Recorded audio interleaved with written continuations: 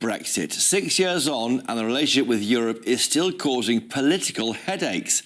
Now it's emerged in the Guardian newspaper that Labour officials have quietly explored closer trade ties with the European Union through a single market for goods deal.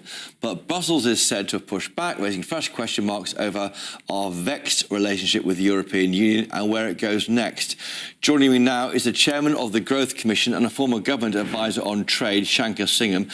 Shanker, of course, what's happening here, the government is trying to get closer to the European Union. What are the red flags we should look out for? I mean, in terms of sovereignty, as long as the European Court has no bearing, the European Court of Justice has no bearing over the UK, Brexit hasn't been badly affected. Is that right? So that's the red line we should be looking at.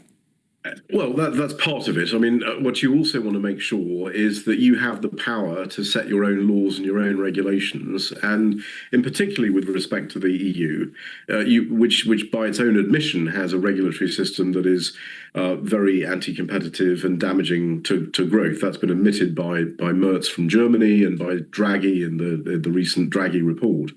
You want to make sure that you have as good a regulatory system, as pro-competitive a regulatory system as you can possibly have, because obviously there are costs to leaving the EU in terms of customs process and regulatory process, but there are significant benefits if we would actually embrace a pro-competitive regulatory system. And I think part of the problem here is a lack of imagination from the UK government, and not just this government, the previous governments, that have essentially focused on the cost, which is an order of magnitude less than the potential benefit of having better laws and better regulations and so forth, and not focused enough on actually crafting a regulatory system that actually works for the UK. I mean, you had a segment on earlier on about the Jeremy Clarkson's Farm Fest. Agricultural regulations are significant, damaging to the UK farm sector.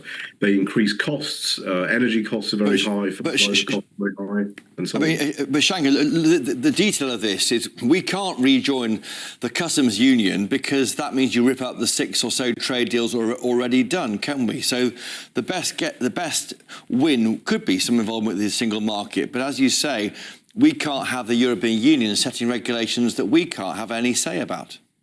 Yeah, and that's exactly what this proposal would do. It would lock out the UK from any kind of influence over the regulation that would affect the UK's market. And that would apply even to people who are not exporting to the EU at all. So all of our regulations will be set that way. And by the way, on your point about the trade agreements, those countries negotiated trade agreements on the basis that the UK made commitments on its own domestic regulatory system, which would be violated by such a proposal that is the one that you're talking about today. The more trade deals that happen, the more secure Brexit becomes, arguably. I mean, and we're looking at this government this week, they're varying VAT, aren't they, for zoos and amusement parks and the like. These are Brexit freedoms being used by a government which hates talking about Brexit in any positive way.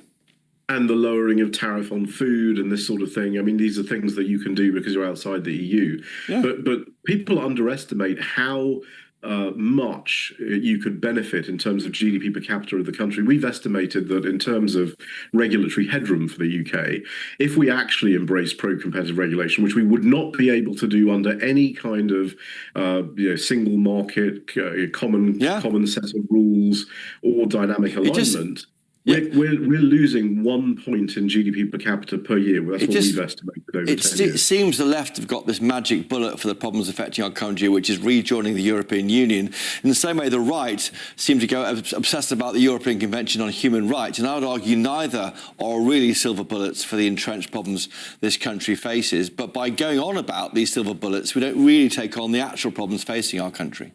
Absolutely. And what we have to recognise is that the European Union, particularly Western Europe, is the slowest growing region of the world. Yeah.